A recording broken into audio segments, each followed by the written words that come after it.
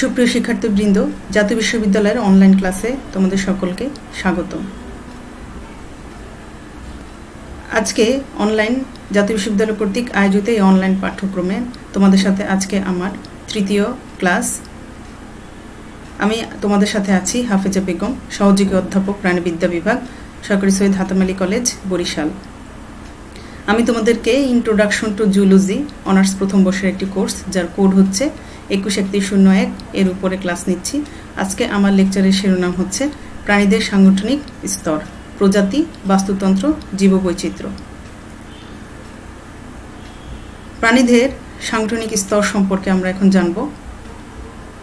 আমি তোমাদেরকে গত ক্লাসে জীবনের উৎপত্তি সম্পর্কে ধারণা দিয়েছিলাম। সেখানে আমরা দেখেছি যে পৃথিবীতে সর্বপ্রথম সরল এককোষী প্রাণীর উদ্ভব ঘটে।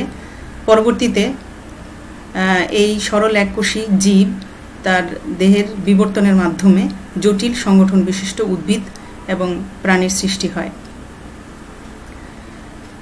এভাবে সৃষ্ট ক্রম জটিলতার প্রতিটি স্তরকে সাংগঠনিক স্তর বলে থাকে। এই সাংগঠনিক স্তরের একদম সরলতম পর্যায়ে রয়েছে প্রোটোপ্লাজমীয় স্তর। সরলতম স্তরটি হচ্ছে প্রোটোপ্লাজমীয় স্তর।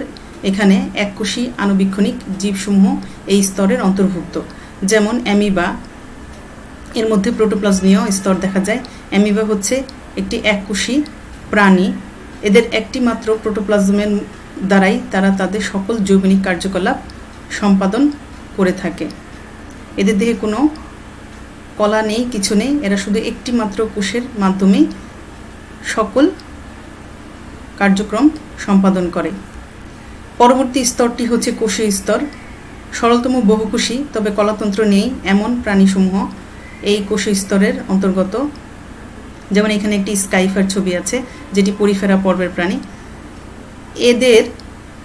এরা বহুকোষী, কিন্তু এদের দেহে সুস্পষ্ট কোনো কলা গঠিত হয় না। এদের কোষগুলোর মধ্যে শ্রম বিভাজন দেখা যায়, অর্থাৎ এদের কিছু কোষ খাদ্য গ্রহণ বা পরিপাকের জন্য নিয়োজিত থাকে, কিছু কোষ প্রজনন কাজে নিয়োজিত থাকে, কিছু কোষ আত্মরক্ষার কাজে নিয়োজিত থাকে। পরবর্তী যারা একটু কোষীয় স্তরের চেয়ে উন্নত, এরা হলো কলা স্তরের প্রাণী। দ্বিস্তরী বা ডিপ্লোব্লাস্টিক প্রাণীরা এই স্তরের অন্তর্ভুক্ত। যেমন এখানে হাইড্রার ছবি আমি দিলাম। এই হাইড্রা মূলত নিডারিয়া পর্বের প্রাণীরা কলা স্তরের প্রাণী। এদের দেহে কলা দেখা যায় বা টিস্যু গঠিত হয়, কিন্তু কোনো সুস্পষ্ট অঙ্গ এদের দেখা যায় না। এরপরে প্রথম ত্রিস্তরী প্রাণী যারা, মানে প্লাটিহেলমিনথেস পর্বের প্রাণীরা অঙ্গ স্তর লেভেলের প্রাণী। এদের দেহে কলা সুগঠিত হয়ে অঙ্গ গঠিত হয়, কিন্তু বিভিন্ন অঙ্গ একসাথে কোনো অঙ্গতন্ত্র গঠন করে না। সর্বশেষ যে স্তরটি আছে সেটি হচ্ছে অঙ্গতন্ত্র স্তর। সকল ত্রিস্তরীয় প্রাণী যাদের সুনির্দিষ্ট তন্ত্র বিদ্যমান, তারাই মূলত অঙ্গতন্ত্র স্তরের প্রাণী। প্লাটিহেলমিনথেস পর্বের পরে যে সকল পর্ব রয়েছে, সে সকল পর্বের সদস্যরা সবাই অঙ্গতন্ত্র স্তরের মধ্যে পড়ে। এ সকল অঙ্গতন্ত্রগুলোকে নিয়ে মূলত জীব গঠিত হয়ে থাকে। আমি এখানে মানবদেহের বিভিন্ন অঙ্গতন্ত্রের ছবি দিয়েছি, তোমরা একটু নামগুলো জেনে রাখো। যেমন ইন্টিগুমেন্টারি সিস্টেম বা ত্বকতন্ত্র, যে ত্বক আমাদের সারা দেহকে ঢেকে রাখে। মাস্কুলার সিস্টেম বা পেশিতন্ত্র, স্কেলেটাল সিস্টেম বা কঙ্কালতন্ত্র, কার্ডিওভাস্কুলার সিস্টেম বা রক্ত সংবহন তন্ত্র, নার্ভাস সিস্টেম বা স্নায়ুতন্ত্র, রেসপিরেটরি সিস্টেম বা শ্বসনতন্ত্র, ডাইজেস্টিভ সিস্টেম, যার বাংলা হচ্ছে পরিপাকতন্ত্র, এই তন্ত্রের মাধ্যমে খাদ্য পরিপাক হয়। ইউরিনারি সিস্টেম বা রেচনতন্ত্র, মূত্র তৈরি হয়। রিপ্রোডাক্টিভ সিস্টেম, যার মাধ্যমে জনন কোষ তৈরি হয় বা প্রজননে অংশগ্রহণ করে। এন্ডোক্রাইন সিস্টেম বা অন্তঃক্ষরা গ্রন্থিতন্ত্র, লিমফেটিক সিস্টেম বা লসিকাতন্ত্র, যেটি ইমিউনে বা আমাদের প্রতিরক্ষার কাজ করে থাকে। আমরা এখন জানব প্রজাতি কি। আমরা যদি আমাদের চারিপাশে তাকাই, তাহলে অনেক রকম, অনেক দৈহিক বৈশিষ্ট্য সম্পন্ন নানা বৈচিত্র্যের প্রাণী দেখতে পাই। তো এই সকল প্রাণী সম্পর্কে জানতে হলে বর্তমানে প্রায় 15 লক্ষর উপরে প্রজাতি প্রাণী রয়েছে, বা আরও জীবের সংখ্যা আরও অনেক বেশি। এ সমস্ত জীব সম্পর্কে যদি আমরা জানতে চাই তাহলে এদেরকে সুশৃঙ্খলভাবে শ্রেণীবদ্ধকরণ করতে হবে। এবং শ্রেণীবদ্ধকরণের একটি অন্যতম উপায় হচ্ছে এদের দৈহিক বৈশিষ্ট্য দেখা। দৈহিক বৈশিষ্ট্যের মিলের উপর ভিত্তি করে মূলত এদেরকে বিভিন্ন গ্রুপে বা দলে ভাগ করা হয়। যেমন যারা ইউক্যারিওট, মানে যাদের প্রকৃত কোষ রয়েছে, তাদেরকে ইউক্যারিওটা বলা হয়। ইউক্যারিওটদের মধ্যে যারা অ্যানিম্যাল, তাদেরকে অ্যানিমেলিয়া কিংডমের মধ্যে রাখা হয়। অ্যানিমেলিয়া কিংডম আবার কতগুলো ফাইলামে বিভক্ত হয়, ফাইলাম আবার কতগুলো ক্লাসে বিভক্ত হয়, ক্লাস অর্ডারে বিভক্ত হয়, ফ্যামিলি অর্ডার আবার কতগুলো ফ্যামিলিতে বিভক্ত হয়, ফ্যামিলি আবার জেনাস, এবং সর্বশেষ যে জীবগোষ্ঠী পাওয়া যায় সেটি হচ্ছে স্পিসিস বা প্রজাতি।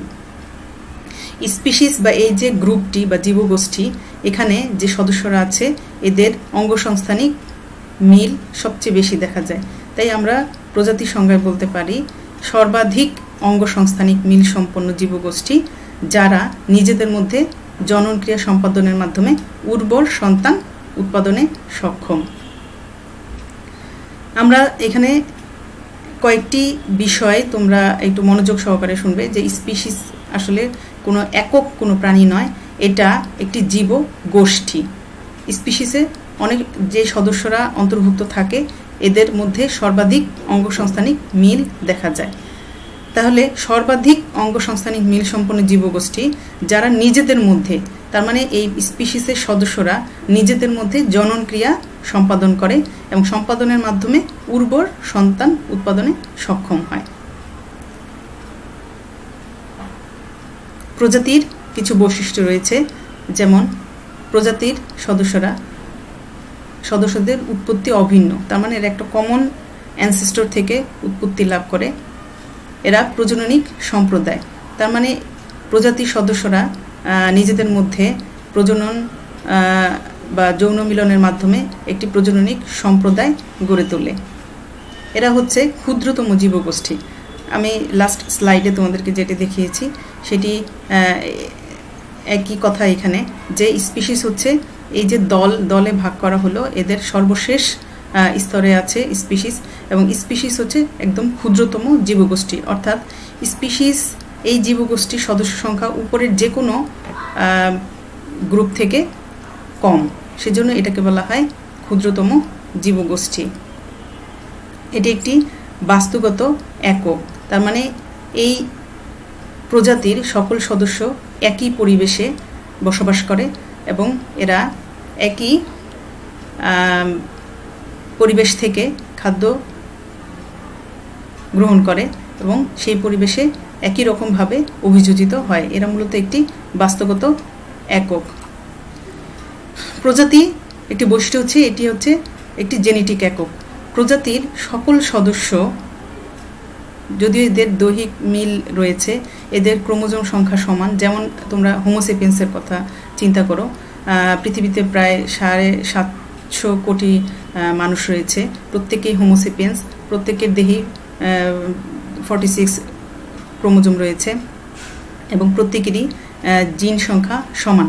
তবে এদের মধ্যে জিনের ভেরিয়েশন থাকতে পারে এবং জিনগত বৈচিত্র্যের কারণেই দেখা যায় যে একজন মানুষ আরেকজন মানুষের চেহারার সাথে মিলে না। তার মানে এই সদস্যরা সকল জিন মিলে একটি জিন ভান্ডার তৈরি করে। প্রজাতির সকল সদস্যের সকল জিন একত্রে হলে সেটা একটি জিন ভান্ডারে পরিণত হবে এবং প্রত্যেকটি সদস্য সেই জিন ভান্ডার থেকে শুধু সামান্য কিছু জিনের অধিকারী। তাহলে সব জিন মিলে এই প্রজাতি একটি জেনেটিক একক এবং যৌন প্রজননের মাধ্যমে এরা এই জিন ভান্ডার থেকে এই জিনের আদান প্রদান করে উর্বর সন্তান উৎপাদন করে মাত্র। তাহলে প্রজাতি হচ্ছে জেনেটিক একক। প্রজাতির প্রকারভেদ রয়েছে। সিবলিং প্রজাতি, আমরা পরিবেশে কিছু প্রজাতি দেখতে পাই, প্রাণী গোষ্ঠী দেখতে পাই যাদের অঙ্গসংস্থানিক প্রচুর মিল রয়েছে, কোনো পার্থক্য নেই বললেই চলে, কিন্তু তারা নিজেদের মধ্যে প্রজনন সম্পন্ন করে না, ফলে এরা আসলে সেপারেট স্পিসিস। এই ধরনের স্পিসিসকে বলা হয় সিবলিং প্রজাতি, যাদের অঙ্গসংস্থানিক পার্থক্য খুবই নগণ্য, কিন্তু তারা প্রজননিক দিক থেকে পৃথক।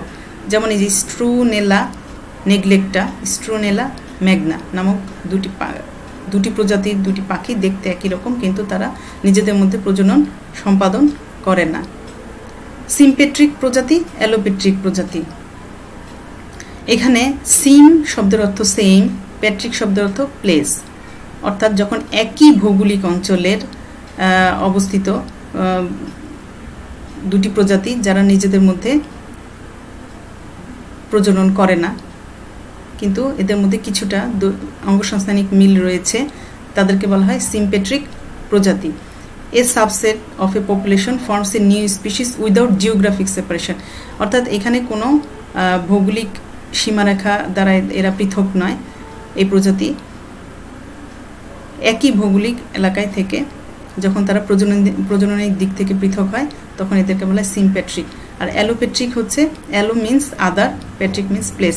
ভিন্ন ভৌগোলিক অঞ্চল এবং ভিন্ন দৈহিক বৈশিষ্ট্য সম্পন্ন প্রজাতিগুলোকে অ্যালোপেট্রিক প্রজাতি বলে থাকে। যেমন উট এবং শিম্পাঞ্জি, এরা হচ্ছে অ্যালোপেট্রিক প্রজাতি।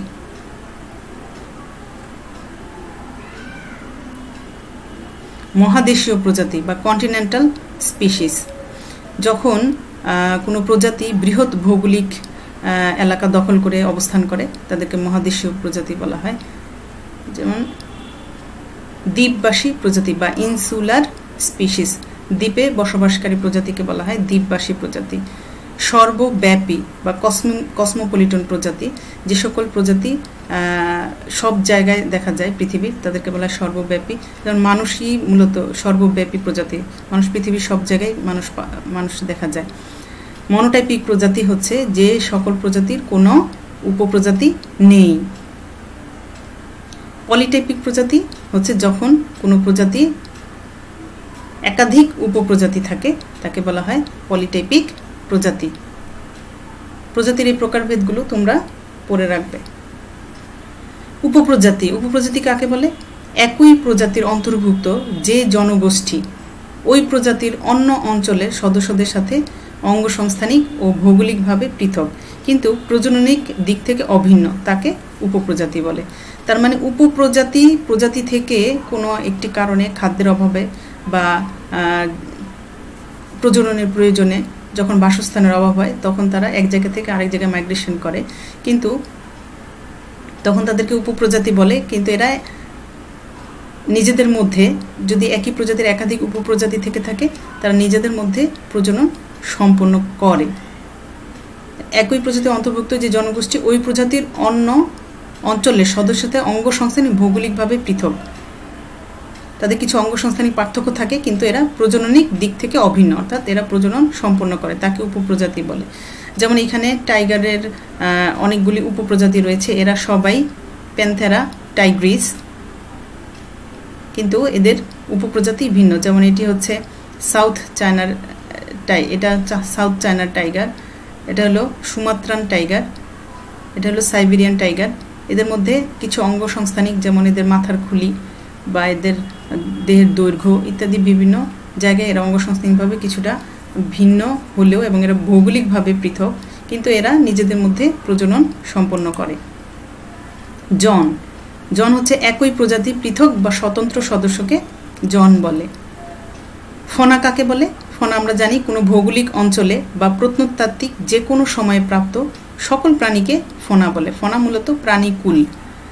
স্থলজ ফনা হলো যখন স্থলে যে সকল প্রাণী পাওয়া যায় তাদেরকে স্থলজ ফনা। পেলাজিক হচ্ছে সমুদ্রের উপরিভাগে বা পানির উপরিভাগের ফোনাকে বলা হয় পেলাজিক। আঞ্চলিক ফোনা, ইনসুলার হচ্ছে দ্বীপবাসী ফোনা। এভিয়ান ফোনা, আমরা এটা ক্লাসিফিকেশন অনুসারে এভাবে ফোনার নামকরণ করা হতে পারে।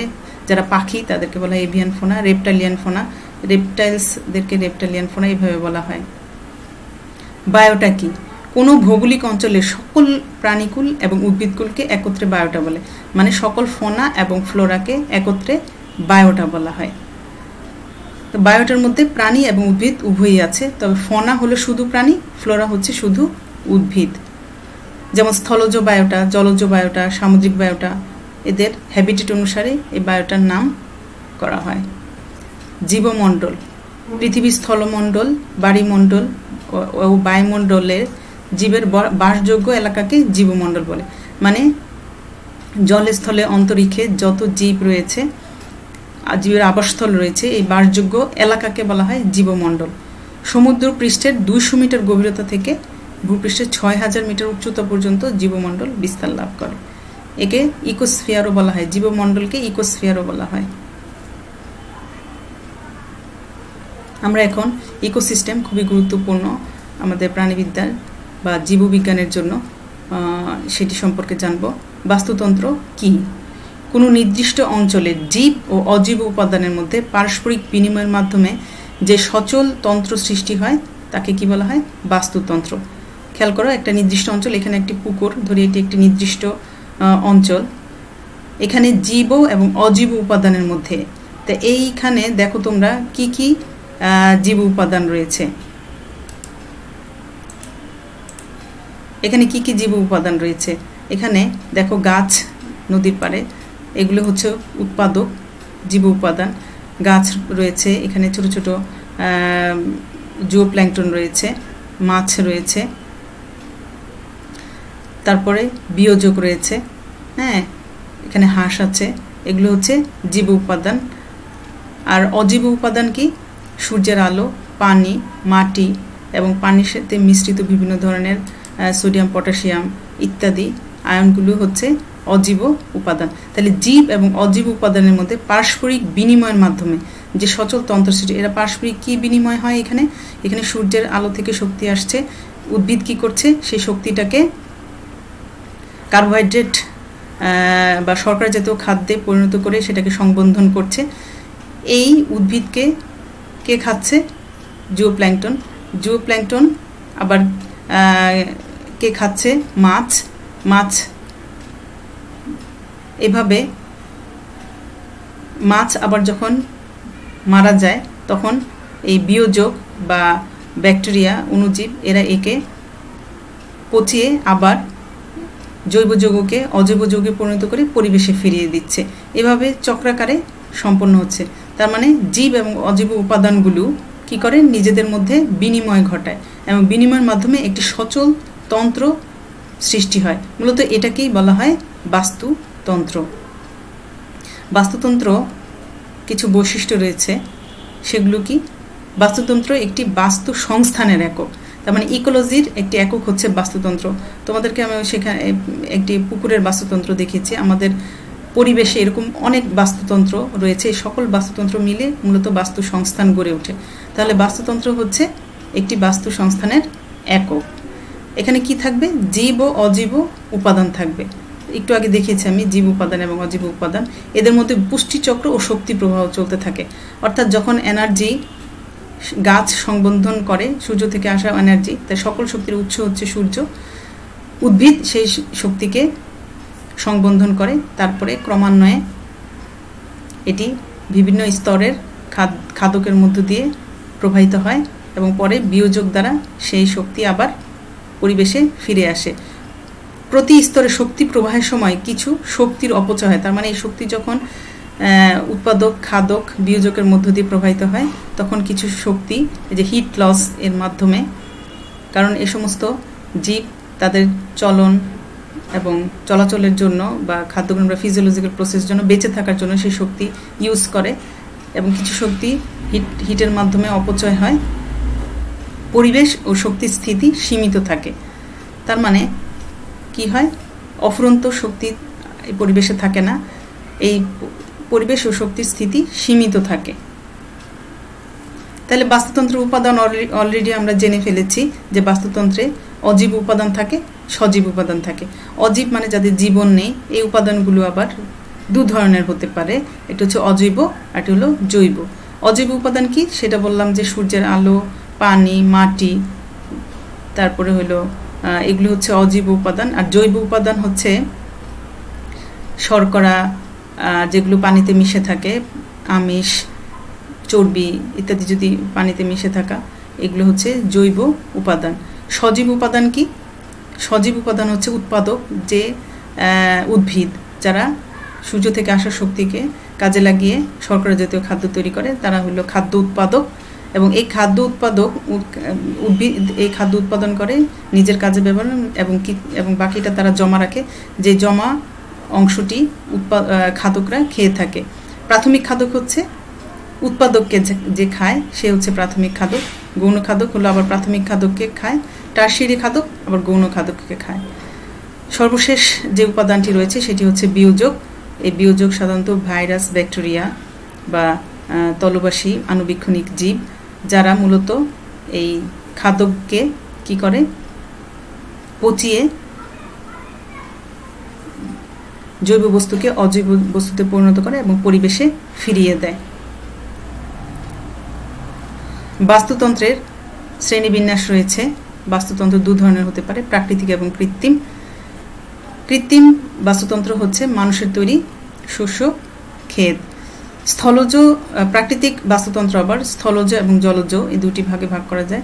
স্থলজ বাস্তুতন্ত্র হলো বনভূমি, তৃণভূমি, মরুভূমি। জলজ বাস্তুতন্ত্র সামুদ্রিক এবং স্বাদুপানির, এই দুটি ভাগে বিভক্ত করা যায়। সাগর, মহাসাগর এবং উপসাগর হচ্ছে সামুদ্রিক জলজ বাস্তুতন্ত্রের উদাহরণ। স্বাদুপানির উদাহরণ, স্বাদুপানি বাস্তুতন্ত্রকে আবার দুটি ভাগে ভাগ করা যায়, একটি হচ্ছে লোটিক এবং লেন্টিক। লোটিক হচ্ছে নদী এবং ঝর্ণা, আর লেন্টিক হচ্ছে স্থির পানি, যে পুকুর বা হ্রদ। আর লোটিক হচ্ছে প্রবাহমান পানির যে বাস্তুতন্ত্র, যেমন নদী বা ঝর্ণা। আমরা এখন জীববৈচিত্র্য সম্পর্কে পড়ব। পৃথিবীর স্থলমণ্ডল, বায়ুমণ্ডল এবং বায়ুমণ্ডলে বসবাসকারী সকল জীবের মধ্যে বিরাজমান বৈচিত্র্যকেই কি বলা হয়? জীববৈচিত্র্য। এই পৃথিবীতে হাজার হাজার জীব রয়েছে। এই জীবগুলোকে একত্রে জীববৈচিত্র্য বলে। তার মানে জীবের মধ্যে যে বৈচিত্র্য, তাকেই আমরা জীববৈচিত্র্য বলে থাকি। জীববৈচিত্র্যের তিনটি স্তর রয়েছে। তিনটি স্তরে জীববৈচিত্র্য দেখা যায়। এটি হচ্ছে কি? জিনগত বৈচিত্র্য, প্রজাতিগত বৈচিত্র্য এবং বাস্তুগত বৈচিত্র্য। জিনগত বৈচিত্র্য কি? মূলত জিনের বৈচিত্র্যের কারণেই জীববৈচিত্র্যের উদ্ভব হয়। কেননা এই জিনগত বৈচিত্র্য একদম একই প্রজাতির সদস্যদের মধ্যে এই জিনগত বৈচিত্র্য রয়েছে। যেমন আমি তোমাদেরকে এর আগেও বলেছি যে হোমোসেপিয়েন্স মানুষ, কিন্তু এই মানুষ সকলেই হোমোসেপিয়েন্স হলেও এদের ক্রোমোজোম সংখ্যা সমান থাকলেও একজন মানুষ আরেকজন মানুষের মতো দেখতে হয় না। কেননা তাদের মধ্যে কি রয়েছে? জিনগত বৈচিত্র্য রয়েছে। এই জিনগত একই প্রজাতির মধ্যে এই জিনগত বৈচিত্র্যকে বলা হয় অন্তঃপ্রজাতিক বৈচিত্র্য। আর যখন ভিন্ন দুটি প্রজাতির মধ্যে যে জিনগত বৈচিত্র্য থাকে তাকে বলা হয় আন্তঃপ্রজাতিক বৈচিত্র্য। আর এই জিনের বৈচিত্র্যের কারণেই আসলে প্রজাতির উৎপত্তি হয়ে থাকে। একটি প্রজাতি থেকে আরেকটা প্রজাতির মধ্যে অত্যাবশ্যকভাবেই জিনগত বৈচিত্র্য রয়েছে। এর ফলে মূলত প্রজাতিগত বৈচিত্র্য দেখা যায়। তো এই পৃথিবীতে যে যত রকম প্রজাতির জীব রয়েছে, এরা প্রত্যেকেই একটি প্রজাতি থেকে আরেকটি প্রজাতি ভিন্ন এবং এদের মধ্যে বৈচিত্র্য দেখা যায়। বাস্তুগত বৈচিত্র্য, তার মানে বাস্তু সংস্থানেও এদের বৈচিত্র্য দেখা যায়। এক একটি প্রজাতি এক একটি বাস্তুতন্ত্রে অভিযোজিত, সেজন্য এদের পরিবেশ প্রজাতির ভিন্নতার সাথে সাথে এদের পরিবেশগত ভিন্নতাও দেখা যায় এবং ভিন্ন পরিবেশে তারা তাদের অভিযোজন করে থাকে।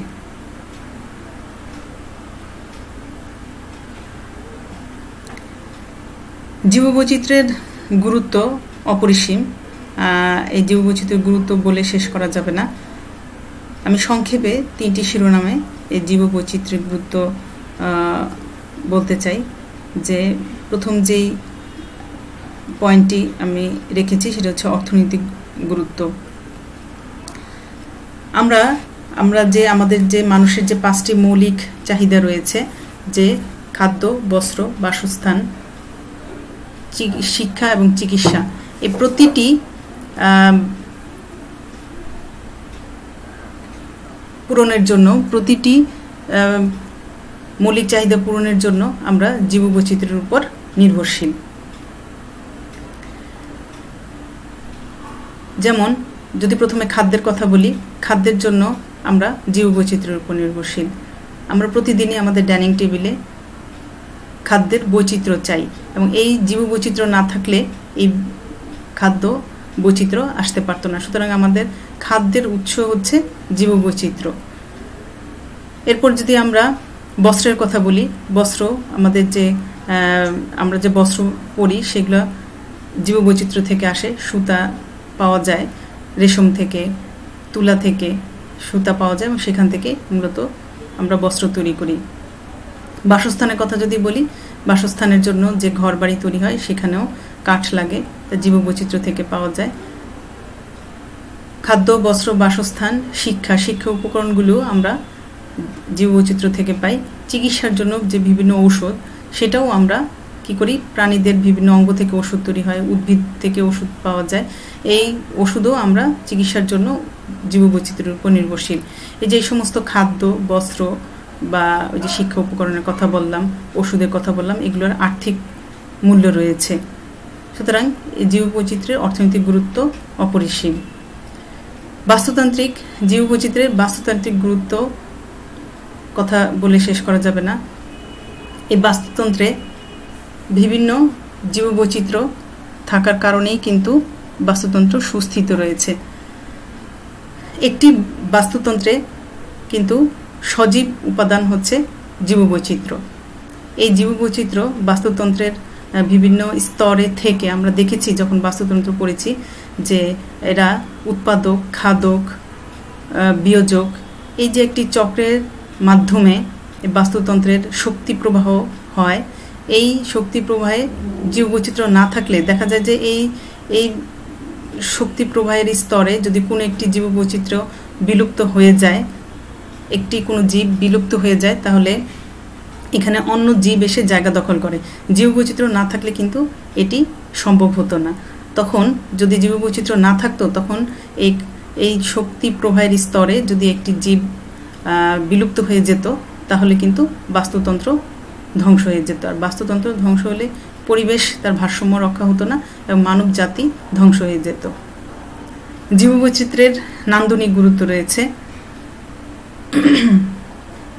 এই নান্দনিক আমরা আমাদের চারিপাশে যে এত জীববৈচিত্র্যের সৌন্দর্য দেখে মুগ্ধ হই, এর নান্দনিক গুরুত্ব রয়েছে। এই জীববৈচিত্র্যকে কাজে লাগিয়ে চিড়িয়াখানা, সাফারি পার্ক ইত্যাদি বিভিন্ন চিত্ত বিনোদনের জায়গা তৈরি করা হয়েছে, যেগুলো দিয়ে অর্থ উপার্জন করা যায়।